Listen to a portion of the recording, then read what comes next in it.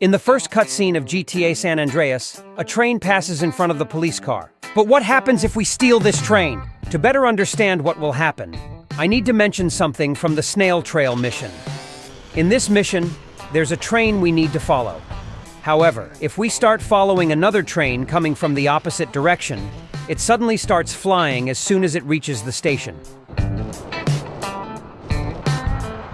Even if there are obstacles in front of the train, it passes through them. Of course, it's helpful to have a rough idea of where the train will emerge, or else you might lose sight of it. After flying for a few minutes, the train reconnects to the tracks in the countryside near Los Santos.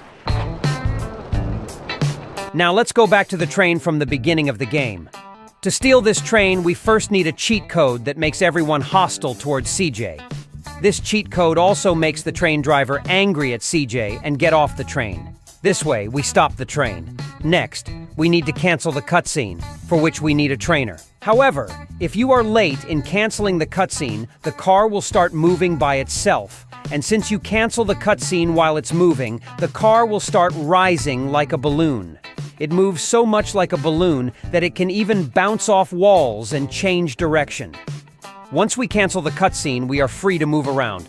Now we need to get on the train as quickly as possible. Pressing the F or Enter key to get on the train won't work. We need help from the trainer again. Now, we have placed CJ in the driver's seat. I mentioned that we need to be fast. Here's why. NPCs are angry at CJ and will try to pull him off the train. And since the train accelerates very slowly, we need to get on and move as quickly as possible. When we drive the train forward, we will encounter barriers, and the train will stop at this point. But if we drive it backward, we will encounter a much more interesting situation. When we reach the tunnel exit after a long journey. Here's the flying train. It follows the same route as the train in the Snail Trail mission. But here's the best part. We are the driver of the train. Of course, it can only move in a straight line as if there were invisible tracks, and we can't choose the direction it goes, but we can stop the train if we want. Let's see how it looks from the outside. It looks very strange and also amazing. If you're curious about how far it flies, let's continue the journey. When we arrive in San Fierro, we get a 4-star wanted level because we've entered a locked city.